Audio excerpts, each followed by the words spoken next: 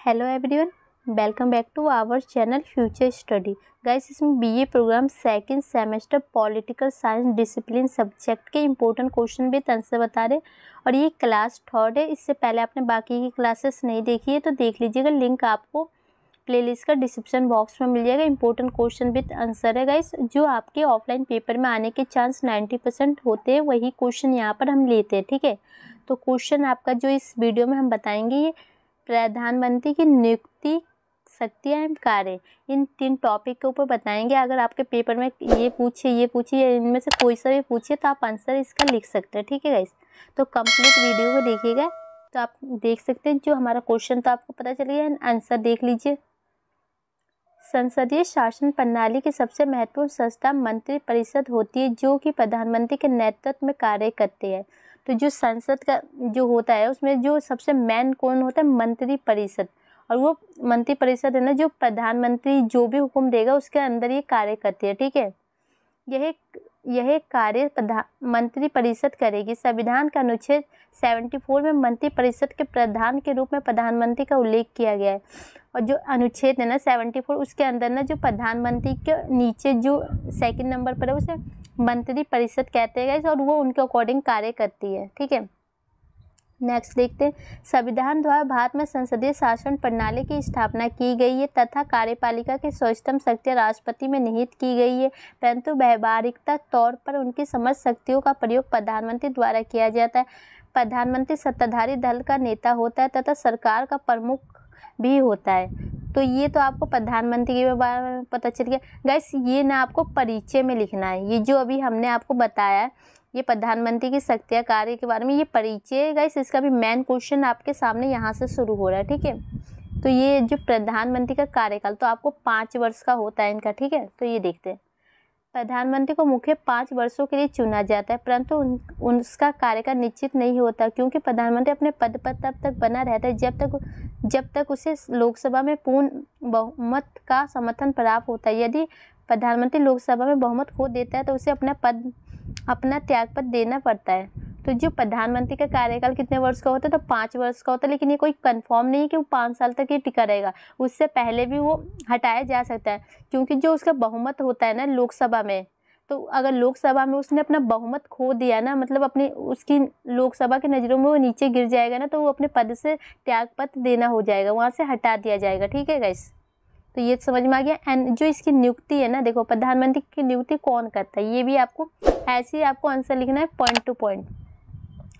राष्ट्रपति संविधान का अनुच्छेद 75(a) के तहत प्रधानमंत्री की नियुक्ति करता है। तो फर्स्ट पॉइंट आपका बन गया, कौन करता है, तो राष्ट्रपति द्वारा प्रधानमंत्री की नियुक्ति की जाती है। लेकिन राष्ट्रपति किसे प्रधानमंत्री के पद पर नियुक्ति करेगा यह स्पष्ट नहीं किया गया।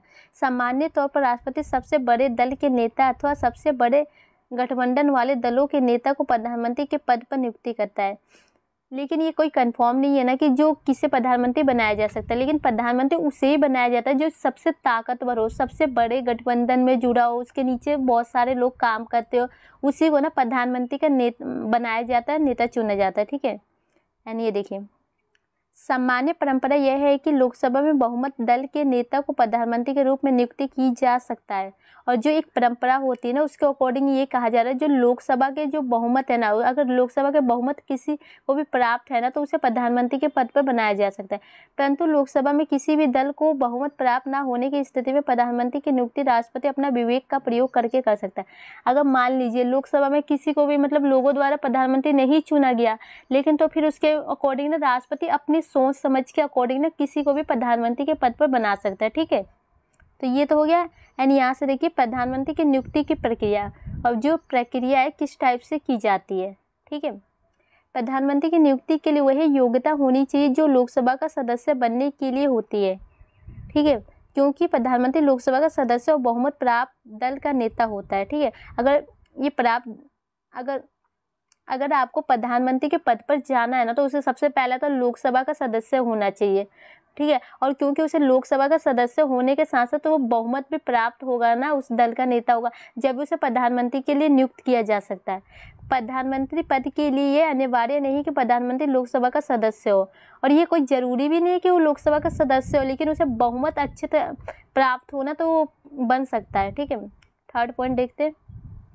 प्रधानमंत्री पद ऐसे भी व्यक्ति को नियुक्त किया जा सकता है जो संसद के किसी भी सदन का सदस्य ना हो।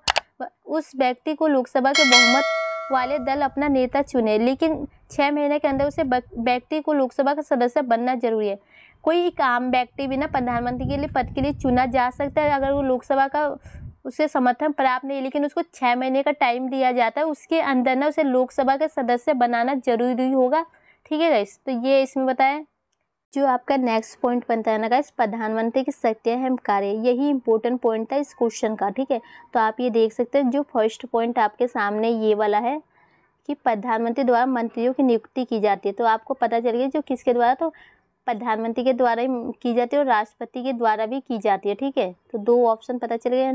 नेक्स्ट क्वेश्चन देखिए, लोकसभा में बहुमत दल के नेता होने के कारण वही लोकसभा में शासन की प्रमुख नीतियां एवं कार्यों की घोषणा करता है। तो प्रधानमंत्री लोकसभा का जो बहुमत होता है ना, उसके कारण वो क्या करता है, जो नीतियां होती है, कार्य होते हैं, उसकी भी घोषणा कौन करता है, प्रधानमंत्री करता है। ठीक है, तथा लोकसभा के सदस्यों द्वारा गंभीर विषयों से सम्मिलित पूछे गए प्रश्नों के उत्तर देता है।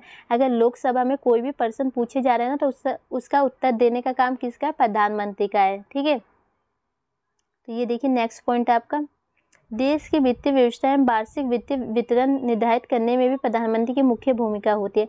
पैसों के अकॉर्डिंग जो भी काम होते हैं ना, उसमें भी प्रधानमंत्री की भूमिका होती है कि किसे कहाँ पैसे खर्च करने चाहिए और कितनी बचत हुई है, साल में कितने खर्च हुए, सभी प्रधानमंत्री के ऊपर दिया जाता है। ठीक है, नेक्स्ट पॉइंट है, प्रधानमंत्री की सलाह पर मंत्री परिषद के सदस्य नियुक्त और बर्खास्त किए जाते हैं। जो प्रधानमंत्री ना, उसकी सलाह के अकॉर्डिंग ना नए सदस्यों को जोड़ा भी जाता है और पुराने सदस्यों को बाहर निकाला भी जाता है। ठीक है, मंत्री परिषद की पद से प्रधानमंत्री मंत्रियों के विभागों का आवंटन करता है तथा प्रधानमंत्री मंत्रियों के विभागों में परिवर्तन भी कर सकता है। और जो प्रधानमंत्री है उसे परिवर्तन करने का भी अधिकार है और कुछ बदलाव, चेंजिंग सब कुछ कर सकता है। नेक्स्ट पॉइंट है, प्रधानमंत्री किसी भी समय लोकसभा के विघटन के अनुशासन राष्ट्रपति से कर सकता है। अगर कभी लोकसभा के द्वारा ना विघटन हो रहा है ना, तो उसका भी अनुशासन राष्ट्रपति से कर सकता है, मतलब बातचीत कर सकता है किसी भी समय। प्रधानमंत्री मंत्री परिषद की बैठकों की अध्यक्षता करता है तथा उसके निर्णय को प्रभावित करता है, और जो भी बैठक होते हैं ना, उसके निर्णय को भी वो प्रभावित करता है। ठीक है, अपनी राय देता है उसमें।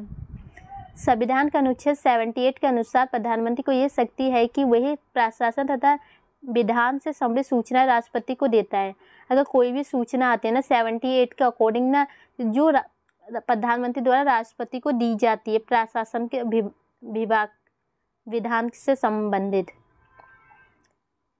प्रधानमंत्री की सलाह पर ही सभी राज्यों के राज्यपाल, महालेख, प्रशिक्षक, लोक सेवा आयोग के अधिकृत व अन्य सदस्य, विभिन्न देशों के राजदूत, वाणिज्य दूत इत्यादि सभी उच्च स्तरीय नियुक्ति का कार्य भारत के राष्ट्रपति द्वारा किया जाता है। जो प्रधानमंत्री की सलाह के अकॉर्डिंग ना, जो राष्ट्रपति है ना, अपने से नीचे जितने भी पद होते हैं, जैसे राज्यपाल ले सकते हैं आप, प्रशिक्षण या महालेख, इन सभी को ना नियुक्त करता है।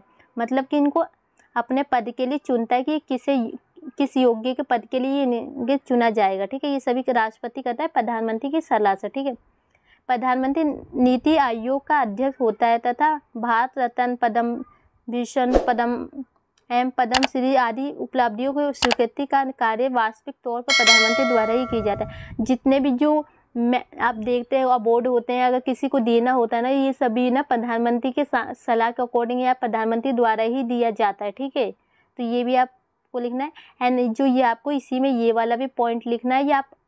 ये तो पता चल गया, एक क्वेश्चन आपका ये बनता है इस प्रधानमंत्री और मंत्री परिषद के बीच संबंध।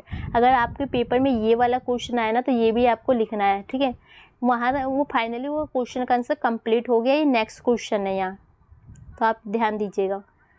91वें संविधान संशोधन 2003 में केंद्र और राज्य मंत्री परिषद की सदस्य संख्या लोकसभा और विधानसभा की कुल संख्या की 15% से अधिक नहीं होनी चाहिए, तभी छोटे राज्यों के लिए न्यूनतम संख्या 12 निर्धारित की गई है। तो एक संशोधन हुआ था 91, उसमें 2003 में ये बताया गया था ना कि जो मंत्री परिषद के सदस्य होते हैं लोकसभा और विधानसभा, उसकी जो कुल संख्या होती है ना 15% से अधिक नहीं होनी चाहिए, उससे कम होनी चाहिए। लेकिन जो छोटे राज्य है ना, उसकी न्यूनतम संख्या कितनी रखी गई है, 12 की गई है। ठीक है, प्रधानमंत्री एवं मंत्रियों के लिए यह आवश्यक है कि वे संघ की विधायिका के सदस्य हो। नेक्स्ट पॉइंट है मंत्रिमंडल में शामिल मंत्री आवश्यक रूप से संसद के सदस्य होते हैं, परंतु ऐसे व्यक्ति को भी मंत्री बनने का कोई प्रतिबंध नहीं है जो संसद के सदस्य ना हो। जो मतलब पहली तो बात ये है कि जो मंत्रिमंडल अगर किसी को बनना है ना तो वो संसद का सदस्य होना चाहिए, लेकिन एक बात ये भी बताई जाए अगर वो संसद का सदस्य नहीं है जब भी वो मंत्री बन सकता है, ठीक है, जो संसद के सदस्य ना हो, ठीक है। अगर वह व्यक्ति 6 महीने के अंदर संसद के किसी भी सदन का सदस्य प्राप्त नहीं करता तो वह मंत्रिमंडल के मंत्री पद पर नहीं रह सकता। उसे फिर उसके बाद उसे 6 महीने का टाइम भी दिया जाएगा। अगर वो सदन के सदस्य प्राप्त कर लेता है 6 महीने के अंदर तो मंत्रिमंडल के पद पर टिका रहेगा, नहीं तो वहाँ से हटा दिया जाएगा। एंड ये निष्कर्ष देख सकते हैं।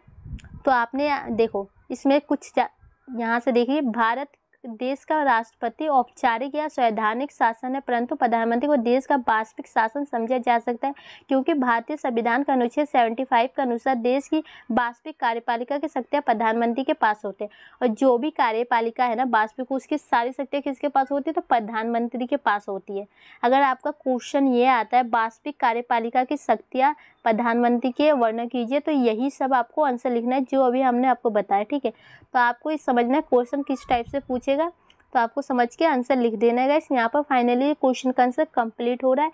एंड एक ये क्वेश्चन है आपका, गठबंधन राजनीति के संदर्भ में भारतीय प्रधानमंत्री की भूमिका का आलोचनात्मक प्रशिक्षण कीजिए। इस क्वेश्चन का आंसर आपको हम नेक्स्ट वीडियो में बता देंगे गाइस। यहाँ पर 2 क्वेश्चन हमने बता दिए।